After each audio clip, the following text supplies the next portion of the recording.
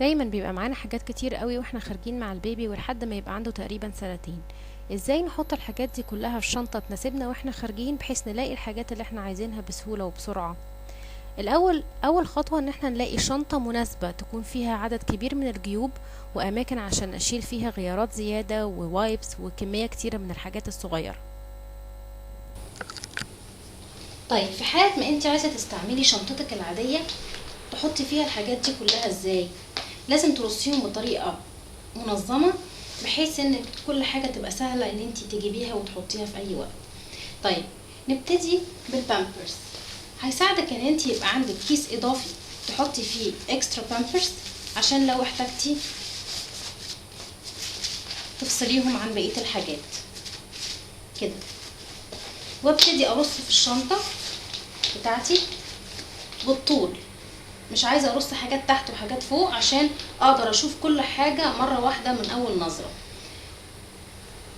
ابتدي احط الهدوم، لازم يبقى عندي الاكسترا تشينج داخلي وخارجي لازم احطه، طبعا هيتغير حسب الشتاء والصيف وهيتغير حتى حسب سن المولود.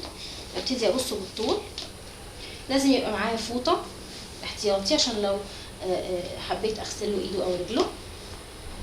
ما ننساش فوطة عادية علشان الاكل، وبافيتات زيادة اكسترا ممكن 2 يتحطوا برضو مع بعض بالطول.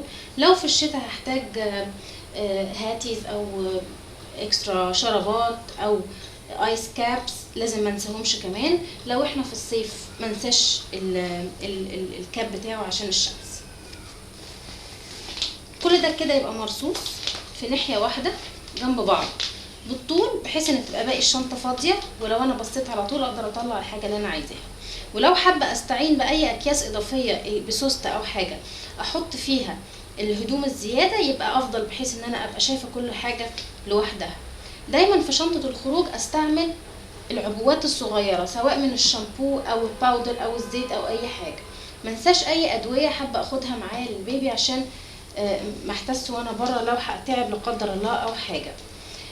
دي علبة صغيرة بيتحط فيها الحاجات الصغيرة والرفايع، لو انا حابة اخد معايا المقص او الفرشة او اي حاجة تانية بتاعته او حاجة عشان اديله بيها الدواء كله مع بعضه مقفول. ممكن الترمومتر كمان معاها كامل، الحاجات لوحدها الصغيرة الرفايع في حتة لوحدها على جنب. الكريمات المقاسات الصغيرة ممكن استعمل جيب الشنطة عشان احط فيها الحاجات دي جنب بعضها، كله مرصوص بالطول وكله شايفاه من اول بصة. الكريم لوحده لاني ممكن استعمله اكتر من التاني. نسيت اقول لكم ان قبل ما نحط الحاجات دي يفضل ان احنا نحط لو معانا التشينجينج باد حاجة بفرشها عشان اغير عليها للبيبي في اشكال كتيرة اللي يناسبني يبقى معايا. دي بتطبق كده تبقى سهل جدا، محطوطة في جنب الشنطة مش هتاخد مساحة خالص ومحطوطة على جنب. لسه عندي مساحة علشان اكيد هحتاج وايبس وانا خارجة معايا بالطول. لسه عندي مساحة علشان احط الاكل، ما انا لازم هاخد معايا سناك او حاجة خفيفة للبيبي. لو هو لسه بيرضع هحتاج بيبرونات وممكن اشيل البيبرونات في الغطاء الخاص بيها. لو بطلنا بيبرونات يبقى هنحتاج معانا مية، والمية برضو ممكن اجيب لها كفر علشان ما تتبلش من بره او تبل اللي حواليها. ممكن برضو يبقى معايا احتياطي علبة اكل المعلقة بتاعته او علبة سناكس تانية او علبة لبن، كل ده ممكن احطه.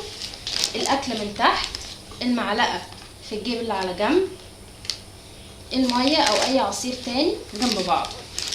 منساش طبعا اهم حاجة اللعب اللي هاخدها معايا عشان اللي هيعيط واللي هيبقى عايز يتسلى يلاقي حاجة يعملها بالمرة. كل ده محطوط جنب بعضه. انا لو بصيت من الاول على الشنطة هعرف اشوف كل حاجة من اول نظرة جنب بعض جنب بعض. لو احتاجت اطلع الغيار مش هحتاج ادلق حاجة تانية، لو عايزة المية هلاقيها قدامي بسهولة. كل شيء واضح وتمام.